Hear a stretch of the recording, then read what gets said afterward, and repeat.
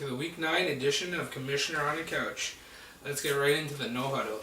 So the All Blacks put up 166.88 points this week, which just barely beat Bono's Football's total from last week to claim the title for most points in a single week this season. With 9 weeks now in the books, 5 teams have gone over 1,000 points on the season, with 4 of those 5 teams currently in a playoff spot. Results from the poll are in. I'd like to thank Mr. Ben Joseph from Conrad Hernandez and Mr. Christopher Uramian from The Walking Dead for participating. The rest of you can go sit on a fence post. Factoring in my votes and excluding Ben's bogus claim that his team won't make the playoffs, consensus seems to be that the following 6 teams will make it. The Chalupa Batmans and My Password is Taco from the Franco Harris Conference, and Conrad Hernandez, Bono's Football, the All Blacks, and Points on Points in the Jerome Bettis Conference. Sorry, Uramian bros, looks like you're going to have to be on the outside looking in this season. Tie-breaking procedures. So the tie-breaking procedures are different for division winners and for wildcard seeds. A wildcard team is any of the 4 other teams besides the 2 division leaders. So the tiebreaker to determine the division winners are division winning percentage, total fantasy points, and then fantasy points scored in the previous week's matchup. As for the wildcard seed tiebreakers, it goes first by total fantasy points and then by fantasy points scored in the previous week's matchup. Next up, as I mentioned in our group chat, Yahoo gave us the option to make a Facebook group connected to our fantasy league. So we'll see how that goes. Hopefully it gets everyone a bit more involved than they were before. And finally, there's 1 week left to get your trades in. Trade deadline is November 15th once again. There's only been 1 trade so far this season, which means that we're a lot like the real NFL. Weekly recap. So just a quick note before I get into it. It's also a good idea to check out the automated recap done for each matchup by Yahoo to get a more in-depth statistical breakdown. But here's a quick human recap of last week's matchup. First up, Chalupa Batmans versus Points on Points. So there were 4 lead changes in this one between Thursday night and Monday night. And the Chalupas were seriously at risk of losing this one before Andre Johnson exploded for 41 fantasy points on Sunday Night Football to put the Chalupas ahead for good. Once again, Points on Points lost to a team putting up their best total of the season despite putting up very respectable numbers themselves. Also, despite the loss, Points on Points is still only 1 game out of a playoff spot and have an edge in the tiebreaker, which is total points on the season. The win keeps the Chalupas atop the Franco Harris Conference with a 6-3 record. Next up, the Rafi Bombs versus Just My Luck. In case you missed it, the Jube Stars have changed their team name to Just My Luck, and I'd have to agree with the new designation. Not sure what manager Omar Nate did to piss off the football gods, but his squad simply can't catch a break this season. Unless that break is Aaron Rodgers' collarbone. Hi-oh. Speaking of Mr. Rodgers, he was injured on the first drive against the Bears on Monday night, having to leave the game after putting up less than 2 fantasy points. An Alshon Jeffrey touchdown later, and the Rafi Bombs were ahead with no chance for Luck to come back. The final score in this one was 76.16 to 75.58, which is a margin of less than 0.6 points or 6 yards. So that's pretty crazy. Just My Luck was on life support before this matchup, and now they're headed for the morgue. Meanwhile, the Rafi Bombs improved to 4-5, and against all odds, stay in the thick of the playoff hunt. Conrad Hernandez versus Val Venus. Nothing really out of the ordinary in this matchup, except for the fact that Seattle didn't put up 25 points against the Bucks. Val Venus had serious bye week issues, so much so that he started an inactive Arian Foster. Jimmy Graham got over 20 points again for Hernandez, while Drew Brees did the same for Val Venus.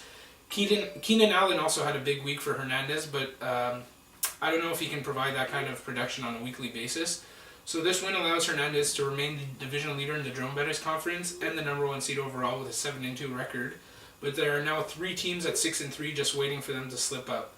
Val Venus, on the other hand, is barely hanging on to the 6th and final playoff spot, having dropped below 500 with their 3rd loss in a row. Bono's Football versus My Password is Taco. Like I said last week, if Bo would have won this matchup, I would have feared for my fantasy football life. With half their team on bye, Bo put up only 73 points and lost for the first time since week 3, marking the end of a 5-game winning streak. Kudos to My Password is Taco for not just winning this one, but also for making it the Toyota biggest blowout of the week as a result of the 47-point margin of victory, thanks to big numbers from Andrew Luck and Mike James. who's looking real nice right now after Talk will pick him up in week 8. But it seems Doug Martin will be back soon, so that could be a problem. I gotta hand it to Taco though, the kid is a waiver wire wizard. And finally, the Walking Dez versus the All Blacks. So this matchup was the game of the week and it provided all kinds of scoring. The All Blacks shut me up hard in this one by putting up 167 points after I said that their running backs couldn't match up with those of the Walking Dez. Trent Richardson still sucks, but Zach Stacy and Chris Johnson alone combined for almost 59 points to lead the charge for the All Blacks, who also had 3 other players with more than 20 points. Those 5 players combined actually racked up 125 points, which is what Dez put up with his entire team. The loss wasn't too devastating for Dez because they're 3-6, but they're only 1 game out of a playoff spot. The worst part will be the chirping that the Uremian brothers will have to endure from co-managers Wawalski and Brzezinski. The All Blacks are now 6-3 and right behind Red Hernandez for the lead in the Jerome Bettis Conference. A look ahead at next week. So, actually had a guest writer write the look ahead this week, none other than Mr. Ben Joseph from Caught Red Hernandez. So, I just wanted to get a different perspective, I guess, see what he would have to say about the matchups. So, I'll still be doing it, but Ben was the one that wrote it. Yay Ben. I went on pedestrian 3-2 last week, so that brings my season total to 16-14. But now let's take a look at Ben Joseph's matchups this week. Chalupa Batmans versus the All Blacks. This match could easily be considered the game of the week. It features the second place Chalupa Batmans going head to head with the Red Hot All Blacks, who currently sit in 3rd place. The Chalupa Batmans can welcome back all his starters after a couple of rocky bye weeks, with the exception of the Dallas defense. So he'll be in a little waiver wire battle with his opponent, the All Blacks, as they are also in need of a defense, a desperate need of a defense, considering that the Kansas City defense, who usually puts up really big numbers, is on a bye. The Chalupas should see some big games from Antonio Gates and Adrian Peterson this week with some favorable matchups. Unfortunately, his QB, RG3, has put up an abysmal 18 points the last 2 weeks combined. So if he doesn't see a good game from RG3 soon or find a suitable replacement, he may be in serious trouble. I agree with that statement. Might be time to hit the waiver wire for a real QB or throw in backup Terrell Pryor, who's at least playing better than RG3. The All Blacks have everyone back as well, and this team seems to be on fire with 3 wins in a row, and are coming off a game where they posted a league-high 167 points. Although I wouldn't hop on the bandwagon just yet, despite their solid record and their winning streak, I think this team lacks some depth. The receiving core centers around the up and down Andy Dalton, and they've been saved by the defense, the Kansas City defense, and the awesome play of Matt Stafford. The additions of Zach Stacy have helped out, but I'm not sure we can expect that to last. After all, he does play for St. Louis. Look for Stafford to keep up his strong gameplay, accompanied by Chris Johnson, who has the always easy matchup against Jacksonville, so expect some serious yardage and maybe a couple of touchdowns also. All that being said, I expect the All Blacks win streak to come to an end. Chalupa Batmans are going to squeak by with another narrow victory to help them hold their division lead. Just My Luck versus Val Venus. Not a great matchup to see here. Just My Luck has had another change in name. What he could use is a change in roster, though. Ooh. And probably a few sleeper picks or waiver wire pickups, something of the like, just to pull this guy out of dead last in the league. Playoff hopes maybe aren't there, but, have some pride, bro. Have some pride. So, with the potential return of Doug Martin, Just My Luck may receive some much-needed help at running back. He may not be playing great, but he can't do much worse than the rest of the team. Unfortunately, it looks like his one-star player, Aaron Rodgers, is out for at least 2 weeks, but there are still a couple of QBs that can be jumped on from the waiver wire. Just My Luck definitely has a few guys he can spare on that team to make room for a decent QB, should he bring one in. I would suggest targeting Jay Cutler, who is due to make a return this week. Val Venus has now lost 3 in a row and is getting closer and closer to missing the playoffs. With Foster suffering a back injury, Val Venus isn't very deep at the running back position. He'll get a lot of support this week, though, from Drew Brees and Demaryius Thomas, who have some pretty favorable matchups If Just My Luck can pick up a decent QB, I'm giving him the edge and saying he pulls off an upset special and finally ends his 7-game losing streak. Yeah, you heard that right, 7 games. Not only that, but he'll add a 4th consecutive loss to Val Venus and put him in real danger of missing the playoffs. But if Just My Luck fails to make significant roster updates, he'll most likely take a big beating from Drew Brees and the rest of the Val Venus squad.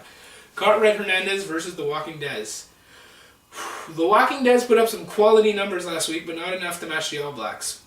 His chances this week aren't looking much better. He takes on the number 1 ranked Caught Red Hernandez, and not only that, but he's experiencing some serious roster issues as 4 players enter their bye week. His main concern will be replacing first-round draft pick Jamal Charles. Losing him puts the Walking Dead at a serious disadvantage. Caught Red Hernandez managed to hold on to his first-place spot for another week, and he goes into this matchup with his roster fully loaded despite a large amount of buys. His starting squad is pretty much entirely in the lineup, and he will also see the return of Andrew Brown, which I think is a typo and should be Andre Brown. I guess you can't trust guest writers to do their proofreading. Anyways, he might not be much help this week, but he could be a potential playmaker. He could be a potential playmaker come playoff time. However, the loss of Aaron Rodgers puts Hernandez's star receiver Jordy Nelson at a serious disadvantage, and that will be a serious blow to Jordy Nelson's output and could cause trouble for Hernandez, who lacks depth in the receiving core that was centered around Nelson. Unfortunately for the Walking Dead, though, I think the buys are going to put him in a bit of a rut. Not only is he going to suffer another loss this week, but with 3 tough matchups ahead, it looks as though his playoff chances are all but dead at this point. And he'll need some serious help the next few weeks to have a shot. So, Mr. Joseph is going with Caught Red Hernandez in this one.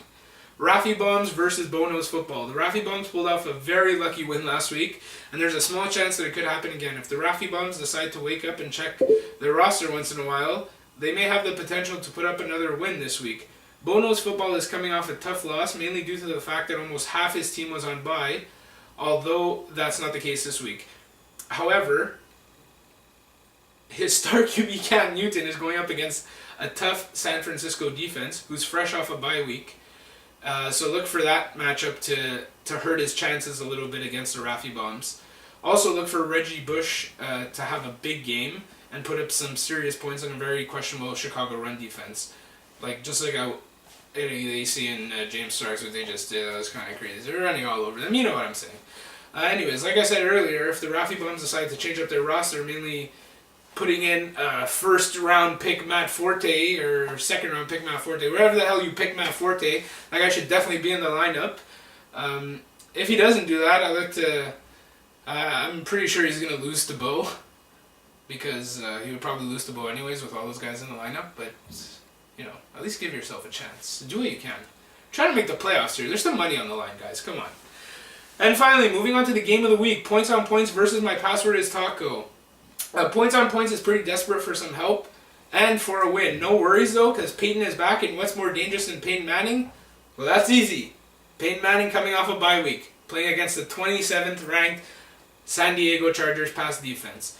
Look for a shootout in this game and a performance that will seem eerily similar to that Week 1 slobber knocker. You definitely get points for using the word slobber knocker. First time on Commissioner on the Couch that word has been used. I'm expecting a big performance by Points on Points this week. Look for him to clear the 120-point mark as he makes his playoff push. My password is Taco. Why Taco? I've been wondering all season. Is it actually Taco? And Ben, I'm glad you asked that question and that you started watching the league, because yes, it actually is Taco. And I don't know why Yahoo shows it as 4 stars, but the guy's team name is My Password is Taco, so from here on out, I hope everyone knows that. Anyways, his team is lacking in total depth, and I'm still a bit surprised he's 6-3. Look for Andrew Luck to have a very poor performance. He's going up against a red-hot St. Louis defense. He'll get some help from Brandon Marshall, who may have his beloved Jay Cutler back this week, but besides that, the team might be in a bit of trouble. He's lacking depth at the running back position, and when Mike James is looking to make an exit either this week or next week to Doug Martin, he might need to find some more help.